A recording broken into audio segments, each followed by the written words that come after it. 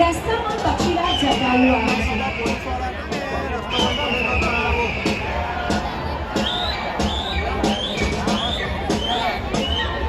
રાવણ અને જટાયુનું ઘમાસાન યુદ્ધ થાય છે. અંતે રાવણ જટાયુના પંખ કાપી નાખે છે, નીચે નાખી દે છે.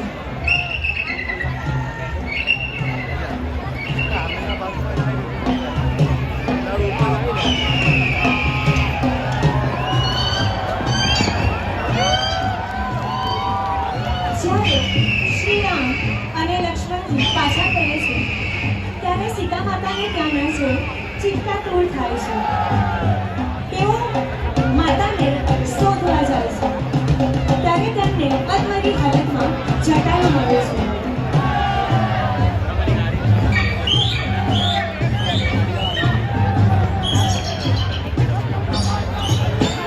તે સંપૂર્ણ ઘટના જાનકી નાયકને કહે છે.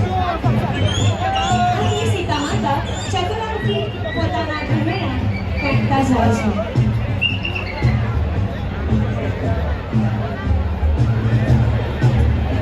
જય શ્રી રામ, જય જય શ્રી રામ.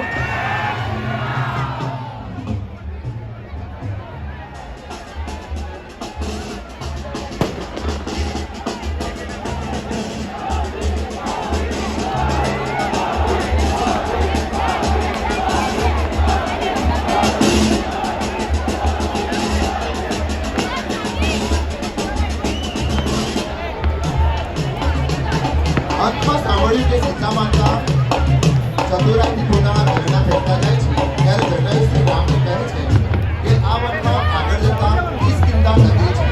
તે નગરીમાં રસ્તે આગળ વધતા શ્રી રામ અને લક્ષ્મણજીને એક નાની ઝૂંપડી દેખાય છે. ત્યાં એક વૃદ્ધ સ્ત્રી સરસ રીતે ઝૂંપડી સજાવી રહ્યા છે.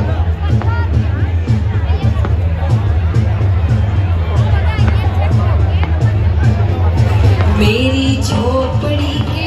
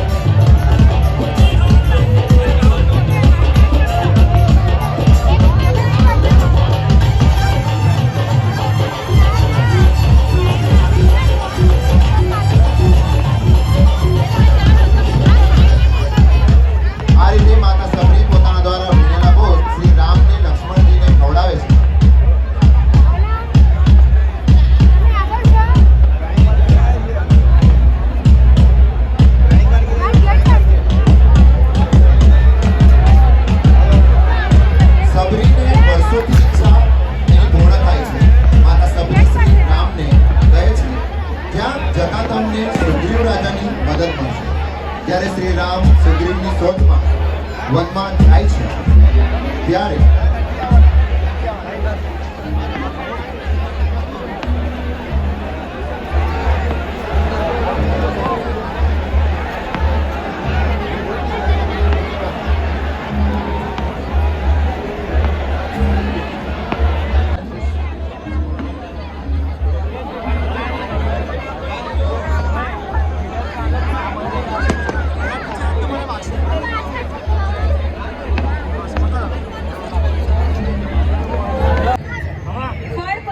ન હતા ત્યારે હનુમાનજીએ સીતા માતાને પૂછ્યું કે હું આ ફળ ખાઈ શકું?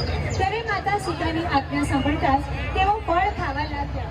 ત્યારબાદ હનુમાનજી અશોક વાટિકાને તહેસ નહેસ કરવા લાગ્યા. એ જોઈને અશોક વાટિકામાં રાક્ષસીઓ લંકા નગરીના રાજા રાવણને જાણ કરે છે. આ વાતની જાણ થતાં રાવણે પોતાના પુત્રો અને પોતાની સેનાને હનુમાનજીને મહેલમાં પકડી લાવવા માટે મોકલ્યા.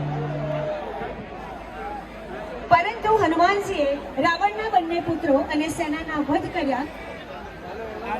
પોતાના બંને પુત્રોને ગુમાવ્યા બાદ પણ અહંકારી રાવણે પોતાના સૌથી મોટા પુત્ર મેઘનાદને હનુમાનજી પાસે મોકલ્યા.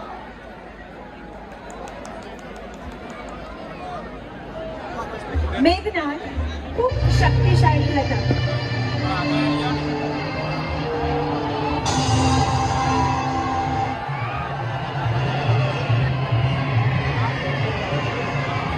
તેમણે બ્રહ્માજીની તપસ્યા કરી બ્રહ્માસ્ત્ર પ્રાપ્ત કર્યું હતું. એ સમયે બ્રહ્માસ્ત્રથી મેઘનાદ હનુમાનજીને પકડીને રાવણના મહેલમાં લઈ જાય છે.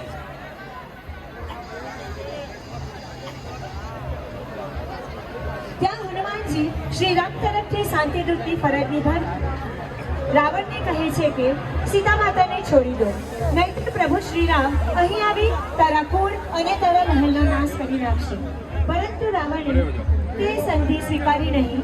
એ સાંભળતા જ રાવણ ક્રોધિત થયો અને હનુમાનજીને દંડના રૂપમાં તેમની પૂંછડી સળગાવી દીધી. પરંતુ હનુમાનજીને કંઈ જ ફરક ન પડ્યો. હનુમાનજીને લંકાની પ્રજા સામે ઊભા રાખવામાં આવ્યા.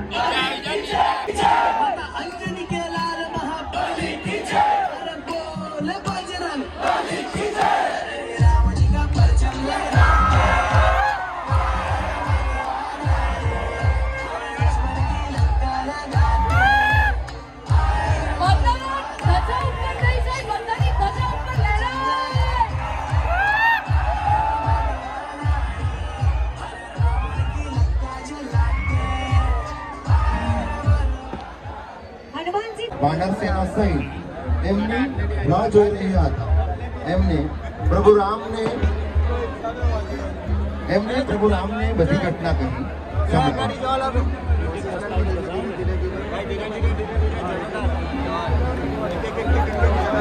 તેમને એક પુલ બનાવવાનું. તેમણે 5 દિવસ સુધી તપસ્યા કરી.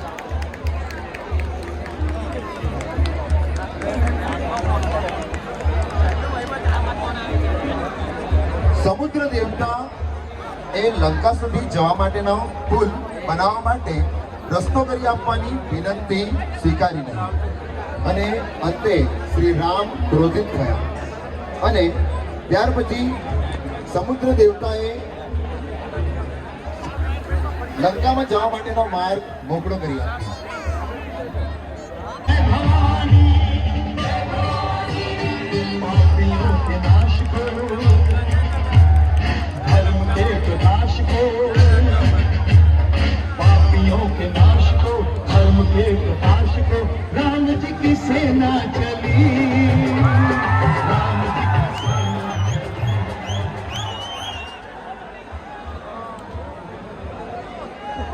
શ્રી રામે રાવણને અંતિમ ચેતવણી આપતા અંગદને રાવણના દરબારમાં મોકલ્યો. રાવણે અંગદને તેના સિંહાસન પર સ્થાન આપ્યું નહીં. તેથી અંગદ તેની પૂંછ દ્વારા સિંહાસન બનાવી તેના ઉપર બિરાજમાન થયા.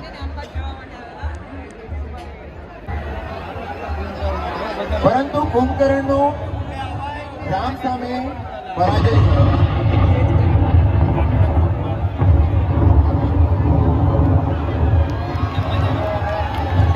ત્યારબાદ રાવણે તેમના મહાબલી અને પરાક્રમી પુત્ર મેઘનાદને યુદ્ધના મેદાનમાં મોકલી દીધા. મેઘનાદને પ્રભુ શ્રી રામે અનુજ લક્ષ્મણને નાગપાશમાં બાંધી દીધા.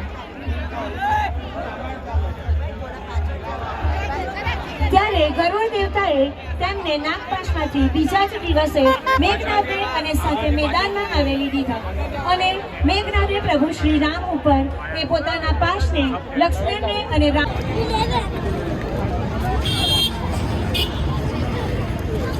ચાલો